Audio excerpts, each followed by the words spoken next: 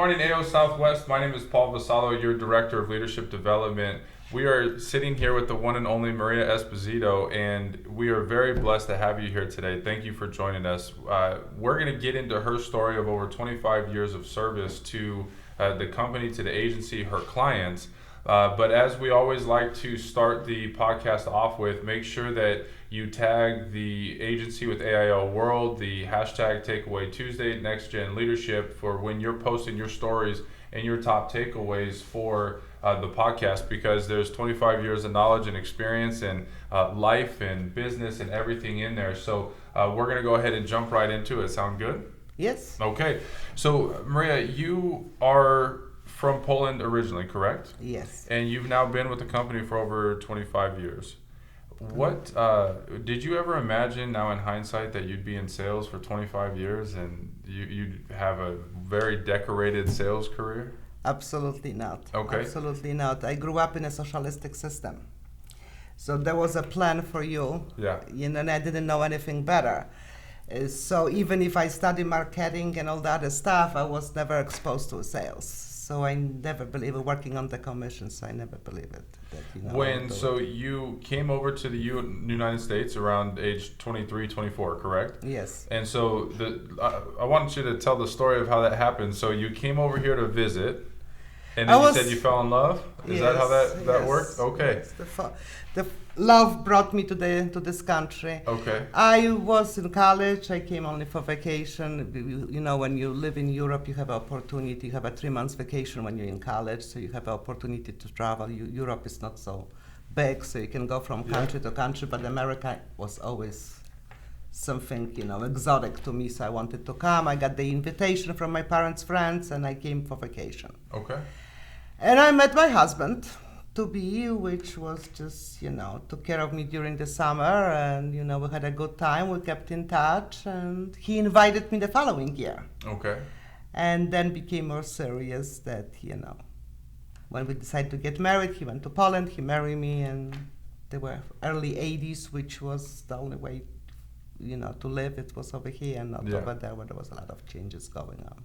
And so you come over here to the United States and you landed in New York, correct? Yes. Okay. And so your husband at the time, his family had what business that you were working in, correct? Yes, they own a chain of the retail stores, cosmetic stores, and they were waiting for me after my daughter was born, and I stayed at home for a few years. They were waiting to pull me into the business, so I worked for many years for them. Was that in a sales role, or was that in what kind of capacity were you? I was a manager of one of the stores. Okay. I had some people under me, and as a family members, I guess the whole idea was to watch the business and that they can trust me. So that's what it was. Yeah. And then what year did you come to Arizona? 1995. 1995. And is that when you found American Income? Yes, after going for all kinds of interviews and wanted to have a career in the hotel business, something which was always, intrigued me. And then after a few bad experiences with another insurance companies, I ended up with American Income. Okay.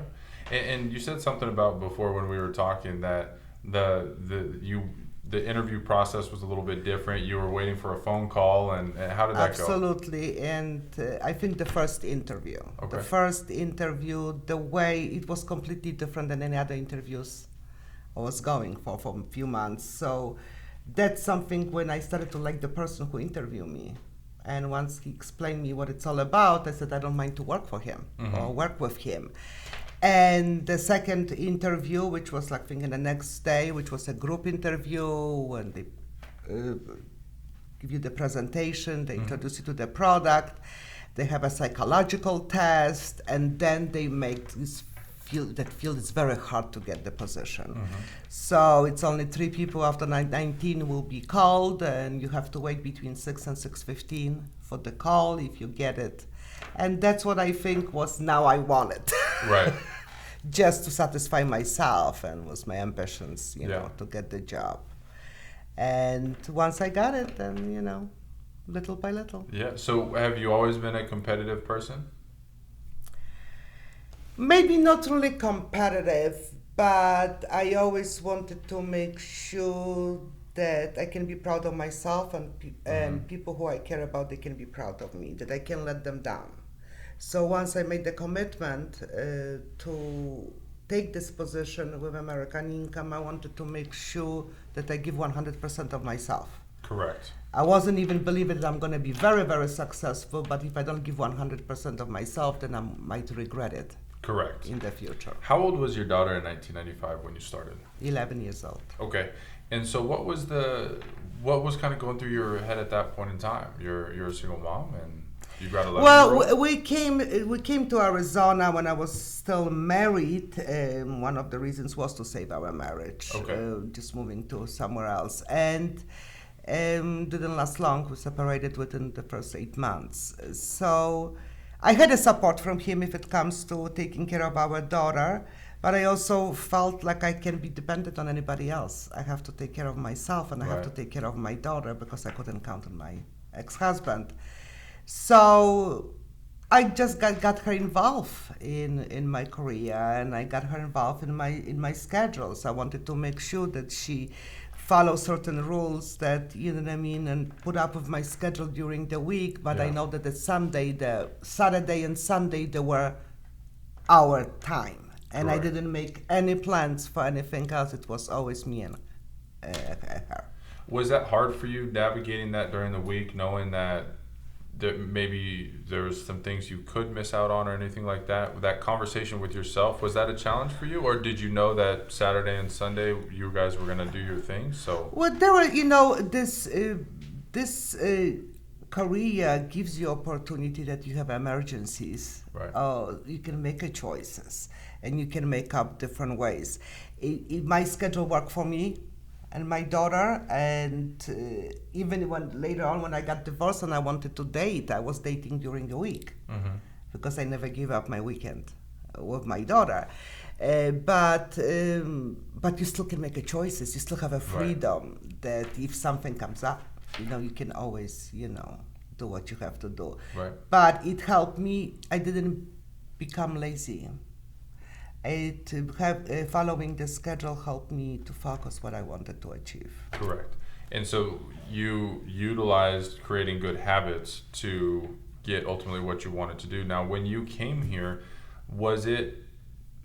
did you see American Income as what it's been able to create for you as a life of being able to have freedom, have time, have impact with the families that you're helping and the relationships you've created? Or did you look at it as, I need a job, I need to provide, I need to make money? Or were you seeing the vision? No, into at the future? beginning, no. Okay. I knew that I had to go to work. Yeah. I need to support myself. My personal life was mess, so I knew that I had to get a job. Yeah. I had to support myself and my daughter, and whatever they gotta offer me, and do the best I can. Later on, I noticed a lot of advantages of the career. At the time, I wanted just to give 100% of myself and make the paycheck. And my first paycheck was the first day I didn't make any sales. The second day I made the one sale, and the third day I made 4 sales, and my paycheck was almost $1,500, which in 1995, $1,500, people have to work a month and a half. Wow. To get it. And you made that in 3 days. So I said to myself, well, I guess there is an opportunity, Right. okay?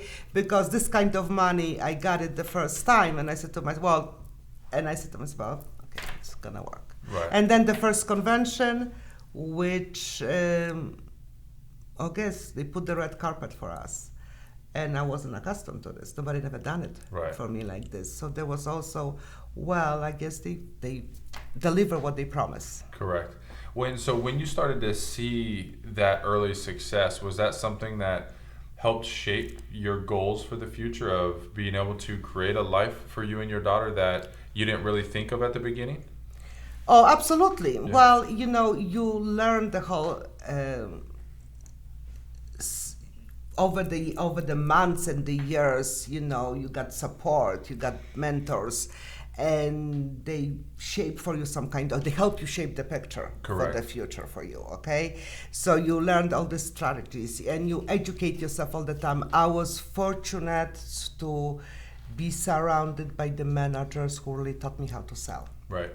Okay, And it wasn't just learn and go. We were educated over and over and over and again. So Right. you like sharpen the saw, what they say. Yeah. You know what I mean? You're always getting better and better, and whatever you learn, you couldn't wait to try this in the field Correct. to make sure that it's gonna work. So it was also challenging, but it also gives you a lot of satisfactions.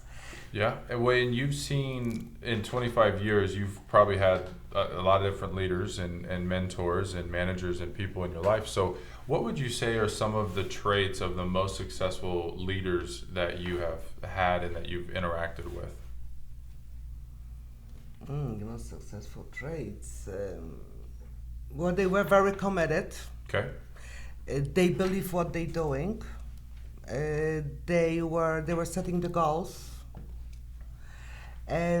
So I think that's what it is. And you just don't become comfortable. You always need more. You need more challenge yourself. Right. Because when you challenge yourself, you perform better. Correct. And when you perform better, you become more successful. So I think I was surrounded by the people who learn who I am, and they have a certain approaches. Mm-hmm.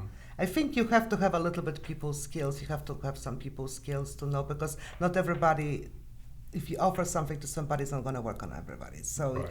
I was surrounded by the people who knew me, and they knew how to approach me, how to motivate me. Because believe me, you had a good days and bad days. Right. It was not always easy. And if you surround yourself, and then competition helps.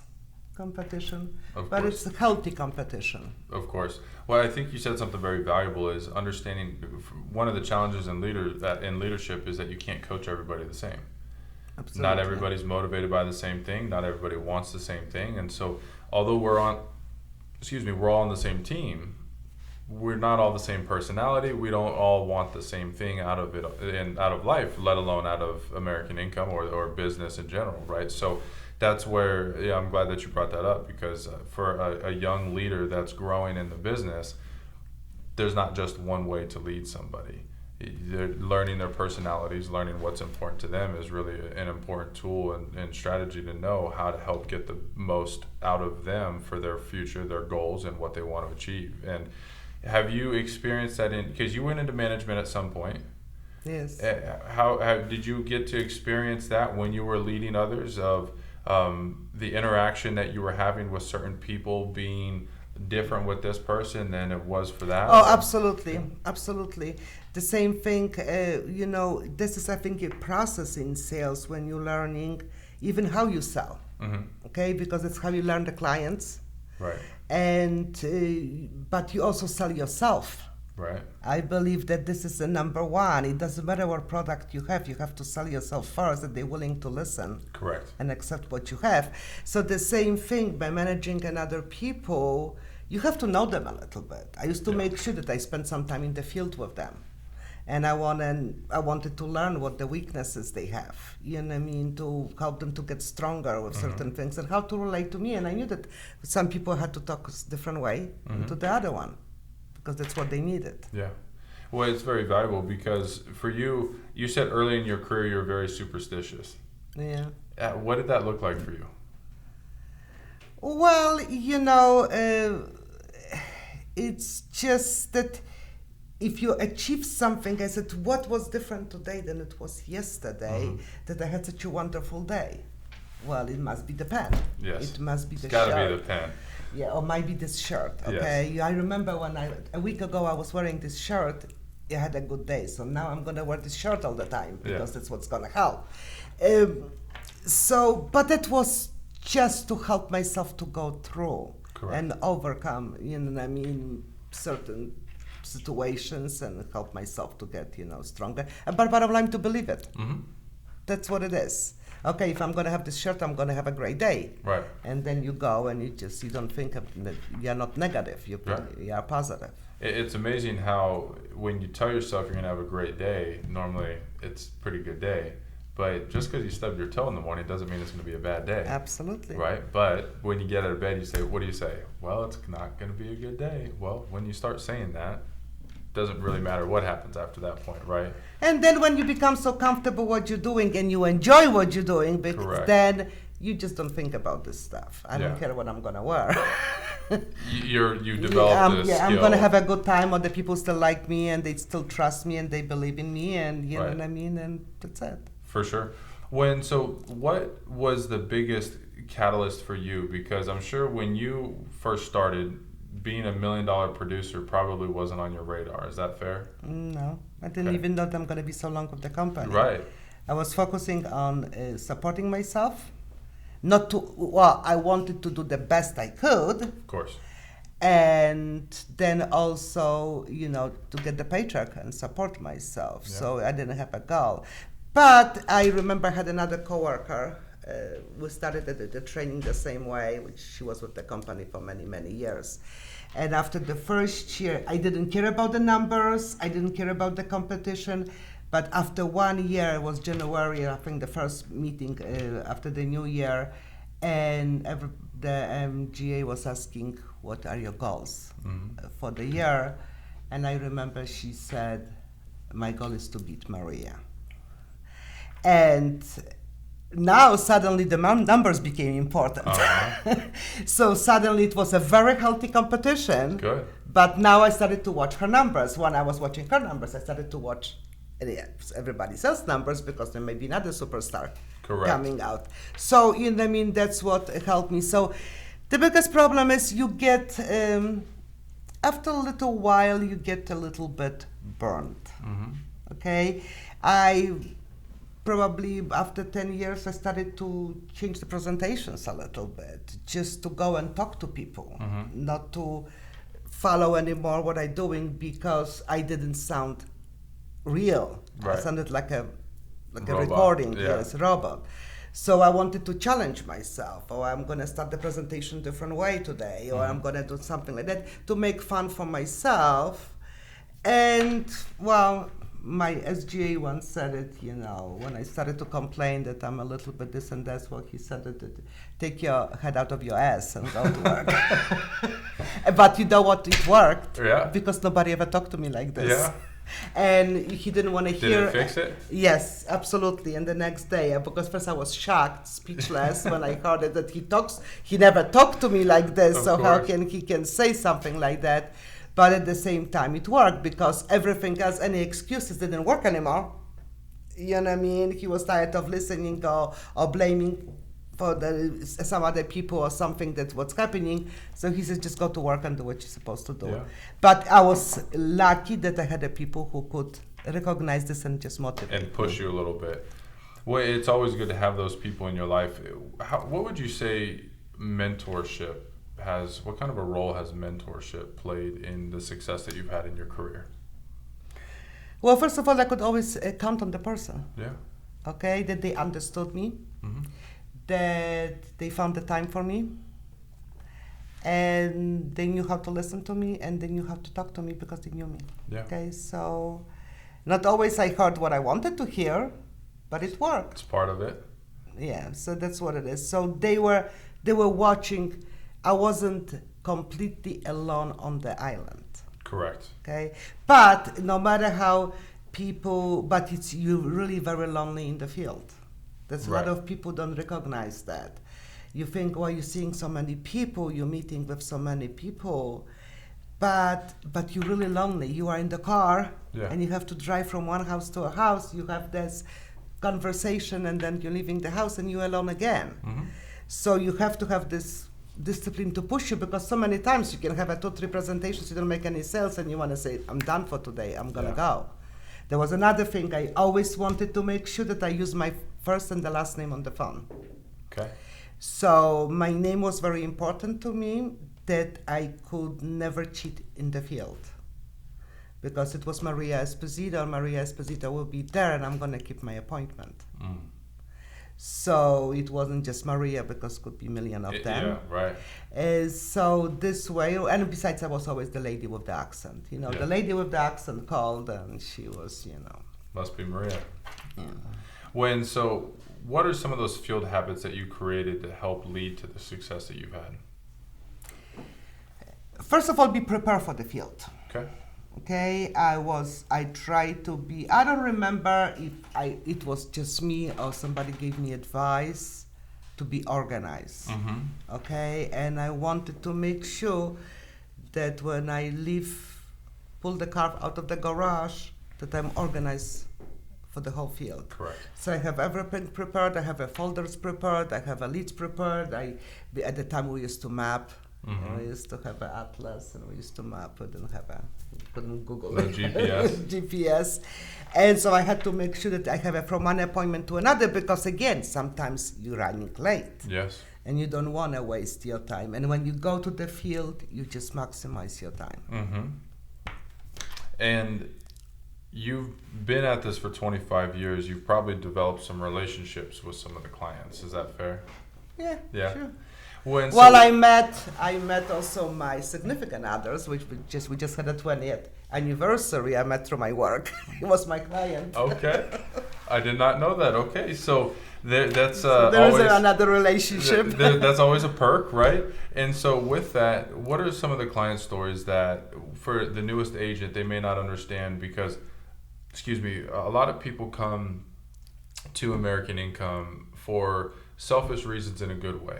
They want a better life for their family. They want to make more income. They want to make, a change that's been needed to be made in their life. Which is nothing wrong. Nothing wrong with that at all. But it's what's in it for me, right? But I've always told people until you pay your first death claim, you don't really understand what it is that we do, because it's about your career, a sale or something, monetary goal. But then the first person passes away, and then for me, I can only speak for myself, but that's when it was like, okay, this is why we do what we do. So what are some, you've been at this a long time. What was one of those stories that really impacted you in your career early on of that you realized that it went from just bettering you and your daughter's life to understanding what it is that you're going to work for every day? Well, besides, like I said, filing all these claims and helping, grieving the people reach out to you when something like this happens, when there's a death in the family, and you are important to them. Correct. Okay, they count on you. That's why you always have to promise what you can deliver. Correct. Okay, which is another thing that's advice for everybody. Make sure what you do that next year you can go back to the client, look straight into their eyes. You know what I mean? That's what you can have a long-term career. Right. So that's important. But I guess I got lost with the question. What was one of the questions, or what was one of the scenarios early in your career where when you paid your first death claim that you really realized that it's more than just money and building a better life for you and your family, but that you really had that aha moment of, okay, I'm really making a difference for these families, and it really started to become about the client as opposed to just Maria and bettering your life? Well, I think that's the company has unbelievable products. Okay, what makes us different of any other insurance companies that we used to always say a supplementary insurance company. So no matter how much insurance you can have, we were going from asking how much insurance they have to the period of time when we didn't even ask how much they have it, because our product's gonna work. So we're always supposed to be welcome, and if we can, so our product always serves, no matter what situation Correct. they find. And when they call you and they ask you for help, and and you are part of the whole process. I remember the first death of a child, which was very, very emotional. But then I believe I was at the right time, at the right place, and I gave the right product. Right. Or another client when I was chasing for so many months and they didn't give up, and I was even told my SGA, I said, I don't know what's happening, is I can reach them, there is no way what I can do. And on New Year's Eve, I still drove over there. Okay, so you didn't call? you No, drove, or- because my calling, it was just, you know what I mean. I guess it was a time already that the people don't check the messages, but Yeah. they say that they heard my messages. They just chose not to. They were too busy. They have twins, and they were busy. That I still drove on New Year's Eve, and I went over there, and I placed this rating that the client can be. And I remember she called me 2 months later asking, Maria, how you doing? And I said, yes, I was going to check, because I said, I follow up with everything. I wanted to make sure the company sends you the policies. And she says, well, I'm calling for different reason, you know what I mean? And it was shocking, but it gave you satisfaction Yeah. that, like I said, you have to do it. You have to serve your client. Right. You said, as much as the sales are rewarding, they give you satisfactions. The sales are challenging, so they help you grow. Mhm. You don't have a job that you go and punch the time card and, you know what I mean, live and out, in and out. It's challenging.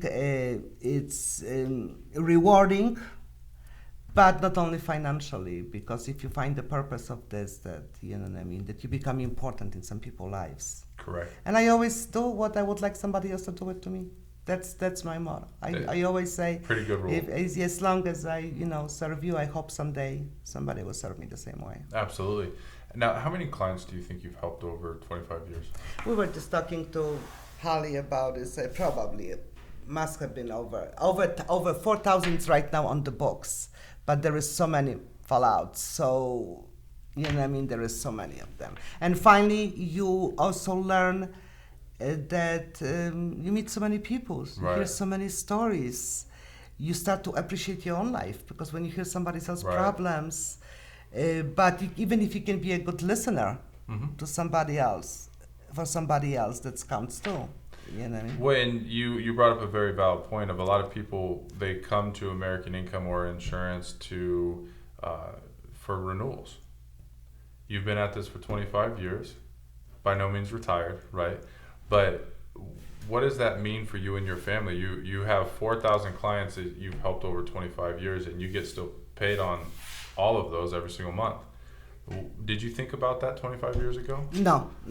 But I was always groomed. I was always told the renewals. Right. And they always keep saying the first 10 years. Mm-hmm. Okay? And I would have many people, we used to call them veterans, Yeah. who really wait till the next day after 10 years, and they retired, and they were happy. Yeah. I was the one who didn't see myself doing anything else in my Right. life. Okay, I was a certain age, then I said, I love what I'm doing. Yeah. I'm enjoying what I'm doing. I can do it in my own pace. Whenever I want it, how I want it. Sometimes I don't work the whole month. I'm busy. I have a puppy now, so I'm busy with the Yeah. puppy. But then and someday when I feel, I can go and, work. Yeah.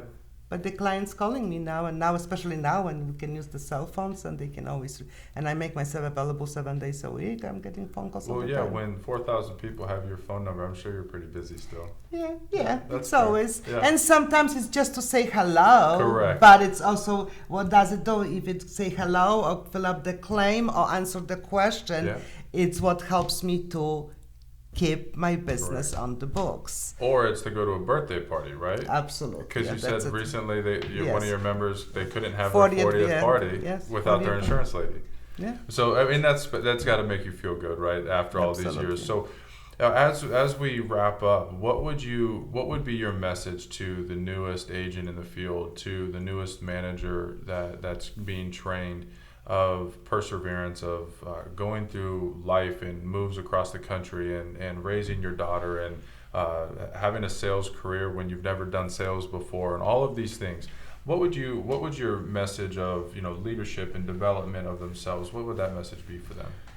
Well, take advantage of the opportunities. Okay. All the things happens for a reason in our lives. Okay, and we can take advantage of them or not. Mhm. The same thing like the people coming into our lives. Right. And sometimes we push them away, and sometimes we challenge ourselves to have a relationship with these people. But I just believe that you know yourself better, and if the opportunity comes, try believe in yourself. Mhm. And American income has been very good to me. Yeah. Okay, and deliver everything what they promise. So I've been lucky, and as long as you commit yourself, because this is another one. It's Correct. I don't believe that at the beginning you can be a little bit skeptical, especially that not everybody was born to do the sales. Mm-hmm. There is a lot of people, and I personally believe that I would never be able to do it. I said I couldn't even ring the bell on the first door, the first appointment, because my hand was shaking and I was scared. But I guess I could do it. So Yeah. you can try, you can give 100, commit yourself 100% and take advantage of the opportunity. Yeah. If it's not gonna work, it's not gonna work. It's not for everybody. Some people have to operate the heavy duty machines, and some of the people can do the sales, and you know. But for those that do, But I don't even want to change the tire. Correct. Because I set my mind that I don't want to have anything to do with the well, car. and you can just pay someone to do that. So, well, thank you, Maria, for joining us today, because your story is one that we all need to know after 25 years of service, and then also $1 Million Club and everything that you've done.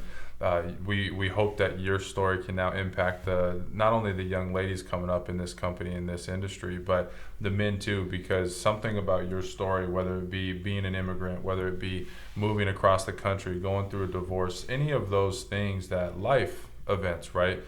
Somebody that's gonna resonate with them, and so you're gonna be able to help them. So thank you very much for being here with us today, and we hope to hear from you soon. Well, I appreciate it. Absolutely.